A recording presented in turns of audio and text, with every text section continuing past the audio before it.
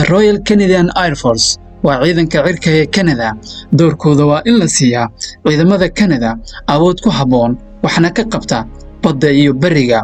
Waa mid ka mid ah saddexda cutubyo ee ka dhex jira mideynta ciidamada qalabka sida ee Canada. Laga soo bilaabo sanadii 2013, ciidanka cirka ee Canada waxa ay ka kooban yihiin 14,500 oo ah ciidanka joogtada ah iyo 2,600 oo ah shaqaalaha kaydka asaasiga oo ay taageerayaan 2,500 oo ah dadka rayidka kuwaasoo loo baahnaan doono haddii ay xaalad khatar dhacdo. Waxay ku shaqaynayaan 258 diyaaradood oo ah kuwa duulimaadka iyo 9 diyaaradood oo ah kuwa aan duuliyaha lahayn.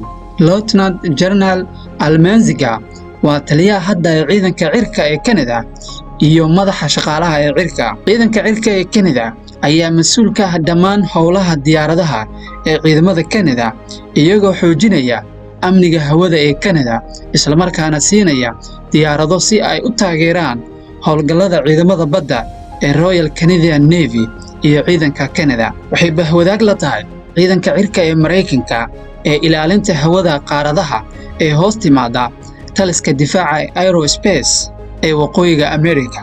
Sidoo kale waxay siisaa dhammaan ilaha asaasiga ee hawada, waxayna mas'uul ka tahay barnaamijka goobidda iyo samata bixinta ee qaranka. Waxay raacdaa taariikhdeeda ciidanka cirka ee Canada oo la sameeyay sanadii 1920. Ciidamada cirka ee Canada waxaa la siiyay cunaqabateyn boqortooyo sanadii 1924 uu soo diray boqorkii lagu magacaabi jiray George si ay u sameeyaan Royal Canadian Air Force. Markane magaalada Bottice ee waddanka Bolivia. Bottice oo loo yaqaano Villa Imperial de Bottice xilligii gumeysiga waa caasimadda iyo degmo ka tirsan waaxda Bottice ee waddanka Bolivia. 1 Abriil sanadii 1545 ayaa la asaasay magaalada Bottice kadib markii halkaa laga helay lacag aad u fara badan. Waa mid ka mid ah magaalooyinka adduunka ugu sarreeya magac ahaan 4,900 mitir iyo 13,420 feet. Muddo qarniyo ah waxay ahayd meesha uu ku yiil lacagta mint uu isticmaali jiray gumeysigii Isbaanishka. Bottice waxay ku taallaa Cerro de Bottice, mararka qaar waxaa loo yaqaanaa Cerro Rico oo ah buurta qarniga. Waana buur caan ku ah in loo malaynayo in laga sameeyay macdan qalin ah oo magaalada ku badan.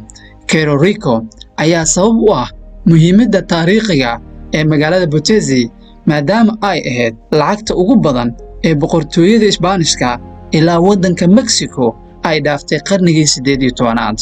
Lacagta waxaa lagu qaaday xayawaanka lagu magacaabo llama. Llama waa geel reer South America oo ay dhaqdaan dadka ku nool wadamada South America haba ugu badnaadaane boqortooyada Anden. Waxayna u isticmaalaan hilib ahaan, mararka qaarna waxay u isticmaali jireen xamuul ahaan tan iyo xilligii pre-Columbian. Llamas ama llama waa xayawaan aad u bulshadeed yaqaano, waxayna la nool yihiin dadka kale. Suufkooda ama dahaarka qoloftooda aad ayay u jilicsan tahay. Llamas waxay baran kartaa shaqooyinka fudud dhowr jeer ku celcelin kadib. Waxay qaadi karaan qiyaastii 25 ilaa 30 boqolkiiba. Culeyskooda waa 8 ilaa 13 kilomitir. Waxayna masaafo ahaan jari karaan 5 ilaa 8 meel. Magaca llama waagii hore sidoo kale waxaa loo qori jiray llama ama glama. Waxa ayna la qabsadeen dhaqanka reer Yurub ee ka yimid asal ahaan bulshada Peru. Awoowayaashooda llamas waxaa loo haystaa inay asal ahaan ka soo jeedaan bannaanka dhexe ee waqooyiga Amerika qiyaastii 40 milyan oo sano ka hor. Kadibna waxay u guureen koonfurta Amerika qiyaastii 3 milyan oo sano ka hor xilligii isweydaarsigii weynaa ee Mareykanka. Dhammaadkii xilligii barafka ee ugu dambeeyay 10,000 ilaa 12,000 oo sano ka hor, geeljirayaashii ayaa ka dhammaaday waqooyiga Amerika. Laga soo bilaabo sanadii 2007 waxaa jiray in ka badan 7 milyan oo geel ah iyo alpacas oo ku yaal koonfurta Amerika, iyo in ka badan 158,000 oo geel ah iyo 100,000 oo alpacas oo ka soo faracmay kuwa laga keenay Mareykanka iyo Canada dhammaadkii qarnigii 20aad. Haddaan dib ugu soo laabanno magaalada Butezi, maadaama xayawaanka llamas ay dadka inta badan aysan aqoon, taa ayaana sababtay in aan sharaxaad dheer ka bixino.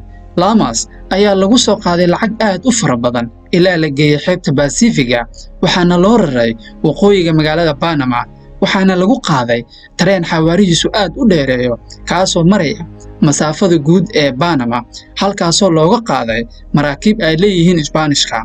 qaar ka mid ah lacagta ayaa sidoo kale u dhaqaaqday dhanka iyo bari ee Buenos Aires iyadoo loo sii marayo Rio de la Plata. Macdanta qalinka ee Puerto Rico, kororka dadka iyo ballaarinta ganacsiga ay weheliso dhirarka caanka ee Butezi ayaa keentay baahi loo qabo in la abaabulo xarunta lacagta lagu shubo. Qorshaha ayaa isla markiiba bilaabatay iyadoo lagu saleynayo tiknoolajiyad aqoon durugsan u leh oo sii jirtay 212 sano ee soo socotay, laga bilaabo 1572 ilaa 1767. Soo jeedin uu soo diray ku-xigeenkii Isbaanishka ee Francisco de Toledo, tirinta dhisidda ee magaalada Oropesa ayaa dejisay bilowgii dhismaha qasriga ee ugu horreeyay.